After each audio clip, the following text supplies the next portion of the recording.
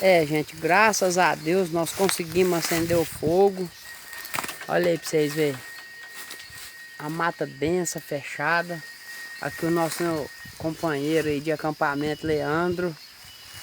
Nosso companheiro aqui, Eudes. É, hoje pelo menos temos fogo hoje tá bom. É, aí a gente tá aqui.